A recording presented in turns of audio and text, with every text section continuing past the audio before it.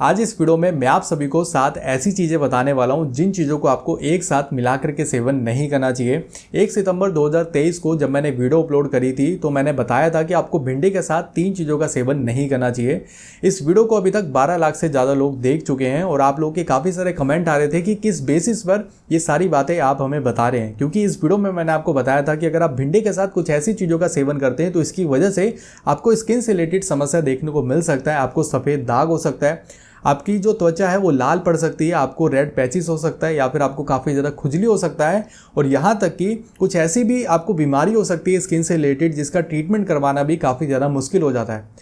तो आप लोगों को लग रहा था कि ये जो भी बातें मैंने आपको बताई है ये सारी बातें झूठ है, लेकिन आज इस वीडियो में मैं आपको सेम कुछ ऐसी चीज़ें बताने वाला हूँ जिनका सेवन आपको एक साथ मिला करके नहीं करना चाहिए। आज भी 90% लोग रेगुलर बेसिस पर इन चीज़ों का सेवन जो वो करते हुए आए हैं और ये बात मैं अपनी मर्जी से नहीं कह रहा। यहाँ पर सबसे पहले मैं आपको रिसर्च दिखा रहा हूँ, यहाँ पर आपको URL भी शो हो रहा होगा, आप इस लिंक पे जा करके इस स्टडी को पढ़ भी सकते हैं। इस रिसर्च में देखिए लिखा हुआ है कि ये जो भी बातें मैं आपको आगे बताने वाला हूँ ये सारी बातें लिटरेचर स्टडी में कन्फर्म हो चुकी है। यहाँ पर आपको एक वर्ड दिखाई दे रहा होगा, विरुद्ध आहारा। इस वर्ड का मतलब होता है कि जब दो ऐसी चीज़ें आपस में मिलती है जिसकी वजह से हमारे शरीर को नुकसान होता है, उसको ही आयुर्वेद में विरुद्ध आहार की कैटेगरी में रखा जाता है। साथ साथ आगे ये भी लिखा है कि जब आप रेगुलर बेसिस पर इन सारी चीज़ों का सेवन करते हैं तो इसकी वजह से आपके शरीर में कुछ ऐसे डिसऑर्डर यानी कि कुछ ऐसी तकलीफ़ें, कुछ ऐसी बीमारियां होने का खतरा काफ़ी ज़्यादा बढ़ जाता है। और आगे ये भी लिखा हुआ है कि कुछ केसेस में जान तक भी जा सकती है। तो आप इसी चीज़ से अंदाज़ा लगा सकते हैं कि ये वीडियो देखना आपके लिए कितना ज़्यादा ज़रूरी है। तो अगले 5 मिनट में ये सारी बातें मैं आपको स्टेप बाय स्टेप सारी चीज़ें बताने वाला हूँ, तो वीडियो में मेरे साथ बने रहे। तो चलिए बिना देरी किए फटाफट जानते हैं किन चीज़ों के साथ क्या नहीं खाना चाहिए। तो बात कर लेते हैं सबसे पहले चीज़ के बारे में कि आपको दही के साथ नमक का सेवन जो वो नहीं करना चाहिए। आयुर्वेद में तो काफ़ी पुराने टाइम से ही दही और नमक का जो कॉम्बिनेशन है उसको साफ मना किया जाता है, क्योंकि अगर आप इस तरीके से दही का सेवन करते हैं तो आपको पेट से रिलेटेड समस्या देखने को मिल सकती है। आपका पेट जो है वो सही तरीके से साफ नहीं होगा और आज की डेट में सबसे बड़ी समस्या जो है वो यही है।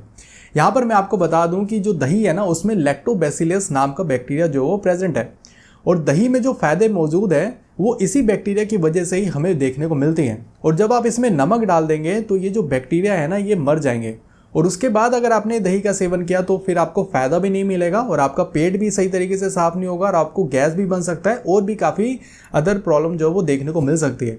तो आप दही का सेवन आखिर करेंगे कैसे, यहाँ पर मैं आपको तरीका भी बता देता हूँ और आगे मैं आपको ये भी बताऊँगा कि दही इस्तेमाल करने का जो सबसे बेस्ट तरीका है वो क्या है। सबसे पहले मैं आपको 3 तरीके बता देता हूँ। यहाँ पर आप जो है दही में शहद को मिला करके भी सेवन कर सकते हैं। यहाँ पर दिक्कत ये आने वाली है कि जो शहद है ना वो अच्छी क्वालिटी का मार्केट में अवेलेबल नहीं है, तो ट्राई करें अगर अच्छी क्वालिटी का शहद अवेलेबल है तो शहद और दही को आप मिला करके सेवन कर सकते हैं।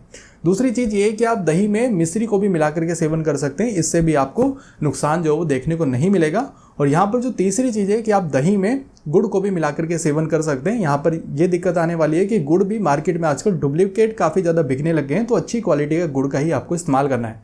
यानी कि इससे ये समझ में आ रहा है कि दही में आपको कोई भी नमकीन चीज़ें मिला करके सेवन जो है वो नहीं करनी है। आप जो है दही में कोई भी मीठी चीज़ मिला करके सेवन जो है वो कर सकते हैं।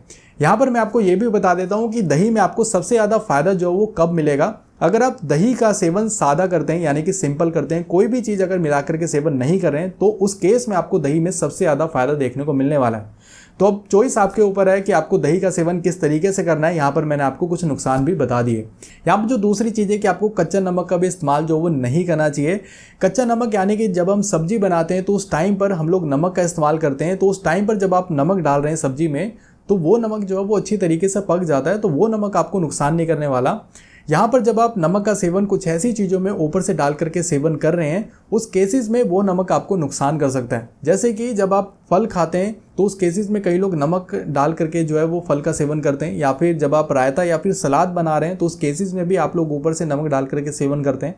या फिर जैसा मैंने अभी आपको पहले ही बताया कि कई लोग दही में नमक का डाल करके सेवन करें, तो इस तरीके से भी आपको सेवन जो वो नहीं करना चाहिए। क्यों नहीं करना चाहिए ये नुकसान मैं आपको बता देता हूँ, उसके बाद चॉइस जो है वो आपके ऊपर है। अगर आप इस तरीके से कच्चा नमक का सेवन करेंगे तो इसकी वजह से आपके शरीर में जो सूजन है ना वो बढ़ सकती है। साथ ही साथ यहाँ पर आपको जो है मुंह में छाले भी हो सकते हैं, आपको खाना खाने में तकलीफ हो सकता है और आपको पेट से रिलेटेड भी समस्या देखने को मिल सकती है। आपने जो भी खाना खाया ना वो अच्छी तरीके से पच नहीं पाएगा। तो यहाँ पर आपको कुछ बड़े बड़े नुकसान आपको देखने को मिल रहे हैं। आपके शरीर में सूजन होगा, आपके मुंह में छाले होंगे। तो ये सारी समस्या हो सकती है अगर आप इन सारी चीज़ों का सेवन, कच्चे नमक का सेवन रेगुलर बेसिस पर करते हैं। तो एक आधे दिन अगर आपने सेवन किया तो इससे आपको असर देखने को नहीं मिलेगा, लेकिन जब आप रेगुलर बेसिस पर सेवन करेंगे तो आपको नुकसान देखने को मिलेगा। यहाँ पर जो तीसरी चीज़ है कि आपको घी और शहद को भी एक साथ मिला करके सेवन नहीं करना चाहिए।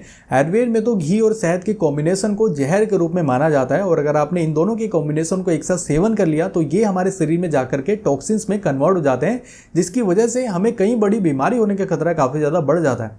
जैसे कि आपके शरीर में जो है खून की कमी हो सकती है, साथ ही साथ ब्लड प्रेशर से रिलेटेड भी प्रॉब्लम देखने को मिल सकता है, और यहाँ तक कि इन फ्यूचर हमें कई बड़ी बीमारी होने का खतरा भी काफ़ी ज़्यादा बढ़ सकता है। यहाँ पर कुछ लोगों को लग रहा होगा कि ये जो भी नुकसान मैं आपको बता रहा हूँ ये सारी चीज़ें झूठी हैं, लेकिन इस वीडियो के एंड में मैं विद प्रूफ ये सारी बातें आपको बताऊंगा।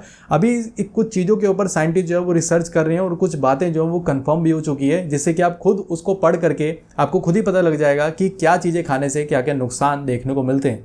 तो वीडियो में मेरे साथ बने रहे। यहाँ पर जो 4 चीज़ है कि आपको दही और प्याज का भी सेवन एक साथ मिला करके नहीं करना चाहिए। अगर आप इस तरीके से मिला करके करते हैं तो आपको स्किन में सोराइसिस हो सकता है, आपको काफ़ी ज़्यादा खुजली होगा, आपकी जो त्वचा है वो लाल हो सकती है, आपको रेड पैचेस हो सकते हैं।